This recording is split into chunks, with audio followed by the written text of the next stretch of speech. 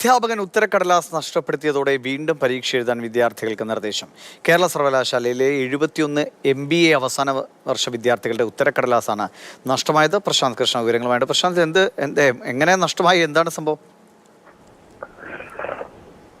ദിവിഷ്, MBAയുടെ 3ാം semester S3 വിദ്യാർത്ഥികളുടെ അതായത് project finance എന്ന പേപ്പറിന്റെ ഉത്തരക്കടലാസാണ് സർവകലാശാലയിലേക്ക് നഷ്ടമായത്. അതായത് ഈ ഉത്തരക്കടലാസ് വാല്യുവേഷന് വേണ്ടി അധ്യാപകന് നൽകിയിരുന്നു. അധ്യാപകൻ ഇത് മൂല്യനിർണ്ണയം നടത്തി തിരിച്ചു കൊണ്ടുവരുന്ന വഴിക്ക് ഇത് നഷ്ടമായി എന്നതാണ് സർവകലാശാല നൽകുന്ന വിശദീകരണം.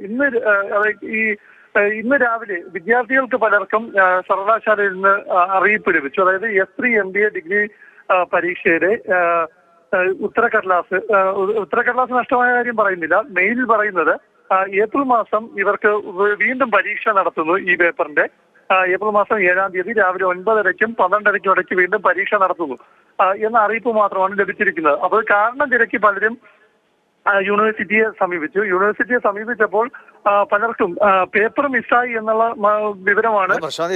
ശ്രദ്ധമായിട്ടാണോ ഈ ഉത്തരക്കടലാസൊക്കെ കൈകാര്യം ചെയ്യുന്നത്? ഇതിലൊരു നടപടിയൊന്നുമില്ലേ? ഈ കുട്ടികളൊന്ന് ആലോചിച്ച് നോക്കി, ഇനി വീണ്ടും പരീക്ഷ എഴുതുക എന്ന് പറഞ്ഞാൽ.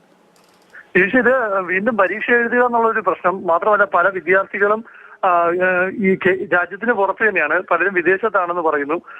അങ്ങനെയാണ് വിദ്യാർത്ഥികൾ നമ്മോട് പരാതിയും പറയുന്നത്. അപ്പോൾ ഇവർക്ക് ഈ 2024 ഇവർക്ക് പാസ് ഔട്ട് ആകേണ്ട ബാച്ചാണ്. S3 S4 4ാമത്തെ സെമസ്റ്ററിന്റെ കൂടി റിസൾട്ട് പബ്ലിഷ് ചെയ്താൽ മാത്രമേ ഇവർക്ക് 2 വർഷം കൊണ്ട് തീർക്കേണ്ട. ഇപ്പൊ 2.5 വർഷമായിട്ട് അവർക്ക് ഇതുവരെ സർട്ടിഫിക്കറ്റിന്റെ റിസൾട്ട് പബ്ലിഷ് ചെയ്ത് വന്നിട്ടില്ല. ഇതിനിടയിലാണ് ഈ സംഭവം നടക്കുന്നത്. അപ്പോൾ ഈ വിഷയം സർവകലാശാല സിൻഡിക്കേറ്റിന്റെ മുമ്പാകെ എല്ലാം വന്നു. സിൻഡിക്കേറ്റ് ആണ് തീരുമാനം എടുത്തിരിക്കുന്നത് വീണ്ടും പരീക്ഷ നടത്താൻ. 71 വിദ്യാർത്ഥികളുടെ പേപ്പറാണ്. 71 വിദ്യാർത്ഥികൾ എന്ന് പറയുമ്പോൾ ഒരു കോളേജിലല്ല, 5 കോളേജുകളിലെ വിദ്യാർത്ഥികളുടെ പേപ്പർ ഷഫിൾ ചെയ്താണ് ഈ പേപ്പർ മൂല്യനിർണ്ണയത്തിന് കൊടുക്കുന്നത്. അപ്പൊ അതുകൊണ്ട് തന്നെ 5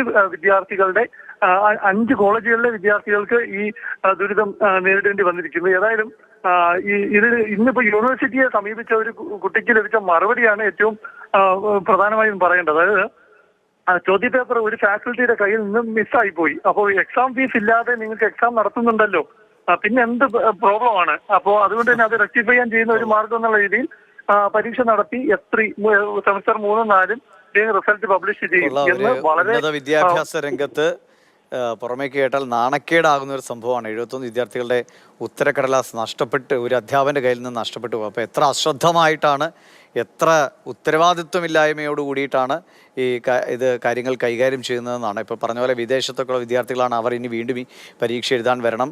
എത്ര ബുദ്ധിമുട്ട് എത്ര പേർക്ക് ഉണ്ടാക്കി കൊടുക്കുന്നു. ഇതിലൊക്കെ കർശനമായ നടപടികൾ കൂടി എടുക്കുമോ അതോ അതൊക്കെ സംരക്ഷിക്കപ്പെടുമോ എന്ന് നമുക്കറിയില്ല. എന്തായാലും വിദ്യാർത്ഥികൾ വീണ്ടും പരീക്ഷ എഴുതേണ്ടി. ഇപ്പോൾ അവസാനം പറഞ്ഞ ഉത്തരം പോലെ നിങ്ങൾക്ക് വീണ്ടും ഫീസൊന്നും ഈടാക്കുന്നില്ലല്ലോ, പിന്നെ എന്താണ് കുഴപ്പമെന്നാണ് ഉത്തരവാദിത്തപ്പെട്ടവർ ചോദിക്കുന്നത്. കൊള്ളാം, നല്ല മാതൃക തന്നെ ഉന്നത വിദ്യാഭ്യാസ രംഗത്ത്. ശരി, പ്രശാന്ത് കൃഷ്ണയാണ് വിവരങ്ങൾ നൽകിയത്.